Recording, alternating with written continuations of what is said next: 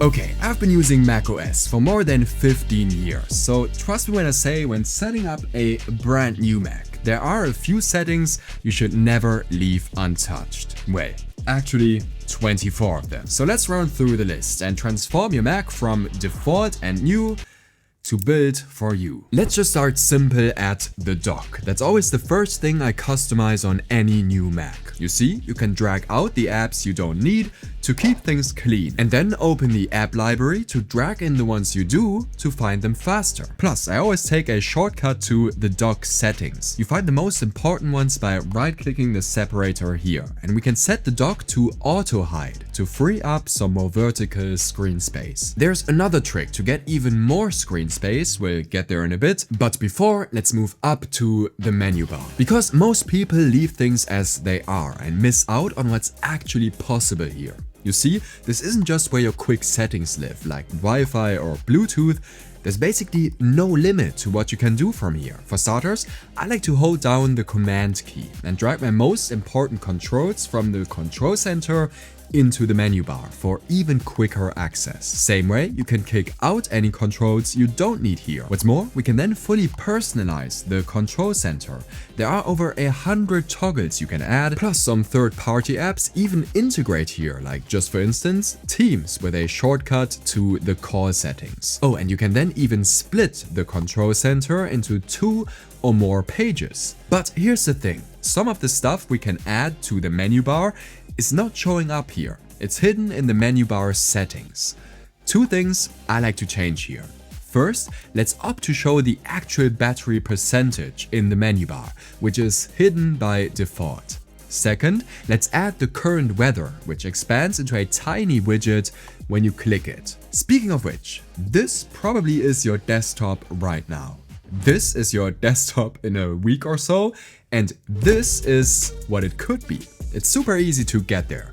Let's start with the widgets. They're stored in the widget gallery. We get there by right-clicking the desktop. You see, most apps have their own widgets. Plus, even your iPhone apps sync to here. And once on the desktop, lots of them can be customized. Like for contacts, I can pick the contact and then show buttons to call or message them right from my desktop. Though there's one setting that makes or breaks this feature for me, because having all that info in the background when working can get distracting. In the desktop and dock settings, I always uncheck show widgets on desktop. That way they only appear when you click the desktop.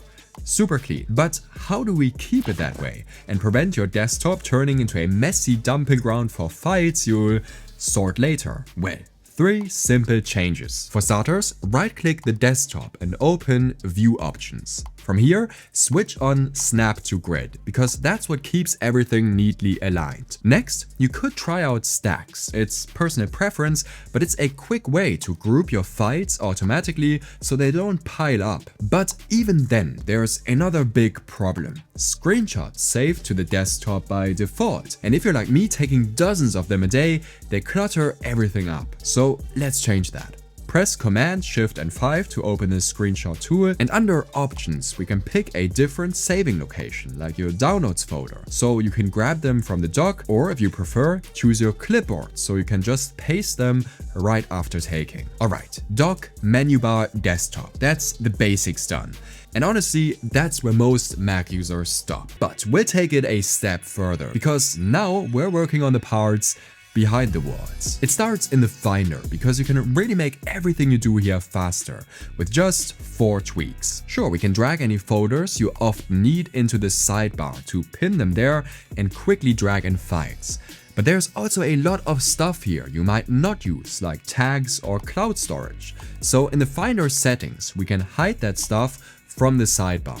What's more, I always kick out AirDrop, because there's a much faster way to AirDrop files. Check this out. We can right-click the toolbar to add more tools, like this AirDrop button. The point being, we can then just select any file and hit this button to directly send it off. Oh, and look what happens when we hold down Command and drag a folder or even an app into the Finder toolbar. You can then drag a file into the folder to move it there. Or just for instance, drag an image onto the app to open it in that app. Oh, and if you enjoy these Mac tutorials, a sub to the channel would honestly make my day. Your MacBook's trackpad is great out of the box, but it becomes amazing when we change 3 settings. First, I always increase the tracking speed massively, because by default, it's super slow. Second, I switch on tap to click, so using the trackpad is more like using a touch display, and you don't have to press down for every single click. Fun fact, I once got called out in a library for clicking my trackpad too loud. Left a mark. Third, this setting is super hidden, but trust me on this one, it's worth it. In the accessibility section under pointer control and then trackpad options, we can enable use trackpad for dragging and then switch that to 3-finger drag. Point being, you can then move windows, select text or drag files by using 3 fingers to swipe on the trackpad without having to press down and hold. It's hard to explain, it's one of those features you just have to try for yourself. Before we tick off the final 6 features on the list, let's take a look at Siri, because there are actually a couple of features here you want to use, if you set them up right. In the Apple Intelligence and Siri settings, we can switch on ChatGPT. You don't even need to sign in or anything, and you can leave confirm requests on, so nothing gets shared automatically. But you can then basically ask Siri anything, even about what's on your screen. And it gets even better if we press either command key twice to then type to Siri. And we can also change this shortcut here in the settings. But especially if you're new to Mac, Siri might be much more useful than you think, because you can ask about anything on your Mac. Like just for instance, how to add widgets to the desktop. And it gives you a step-by-step tutorial.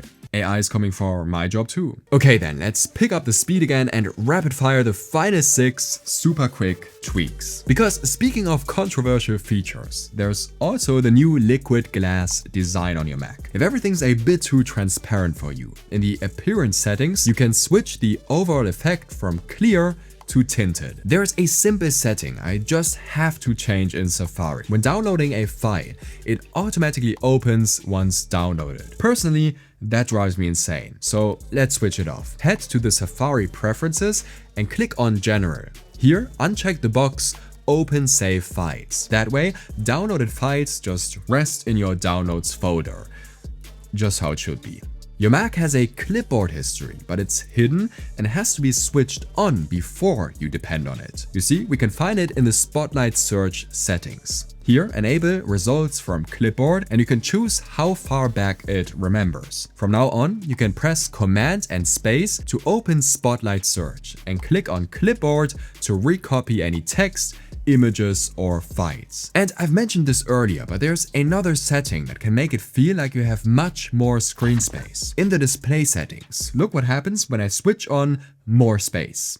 Honestly makes a huge difference. Everything's less cramped, and I often do this on 13-inch screens, especially when video editing. Also here in the display settings, let's enable night shift and set it to automatically activate from sunset to sunrise. You probably know this already, but it filters out blue light and makes the screen much warmer and easier on the eyes at night. But one of my favorite small Mac features has to be hot corners. Like, check this out. If I move my cursor into this corner, we get up the app library. Opposite corner, and my apps fly out of the way to show the desktop. I always set this up on a new Mac, though with one important tweak. It's in the desktop and dock settings, and you can assign any action you want. But because it's insanely easy to trigger by accident, I hold down the Shift or Command or Option key, whatever works best for you. Point being, from now on, the corner only triggers when you touch down your cursor